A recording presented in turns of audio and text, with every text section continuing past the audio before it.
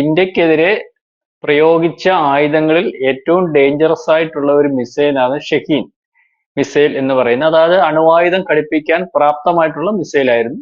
ആ മിസൈലിനെ X-400 പ്രതിരോധ സംവിധാനം വളരെ നിസ്സാരമായിട്ട് അടിച്ചു കളഞ്ഞു എന്നുള്ളതാണ് അതിനകത്തുനിന്ന് വ്യക്തമാണ്. അതായത് പാകിസ്ഥാൻ ഇന്ത്യക്കെതിരെ ആവതെല്ലാം പ്രയോഗിച്ചു.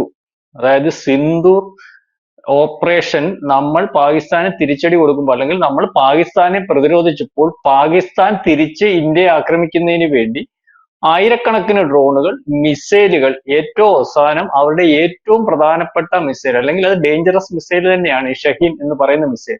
നിസ്സാരമായിട്ട് കാണാൻ പറ്റുന്ന മിസൈൽ അല്ല. പാകിസ്ഥാൻ പ്രയോഗിച്ചത് കൊണ്ടും അത് നമ്മൾ അടിച്ചു കളഞ്ഞത് കൊണ്ടും ആ മിസൈൽ നിസ്സാരമായിട്ട് കാണാൻ പറ്റില്ല. പക്ഷെ അതിനെ നമ്മൾ പ്രതിരോധിച്ചു എന്നുള്ളതാണ് അതിനകത്ത് ഏറ്റവും വലിയ വിജയം. എല്ലാത്തിനെയും പ്രതിരോധിക്കുന്നതിന്റെ കൂട്ടത്തിൽ ഏറ്റവും മാരകമായിട്ടുള്ള ആയുധങ്ങളെ വരെ നമ്മുടെ പ്രതിരോധ സംവിധാനം പ്രതിരോധിച്ചു എന്നുള്ളതാണ്. X-400 പ്രയോജനപ്പെട്ടു.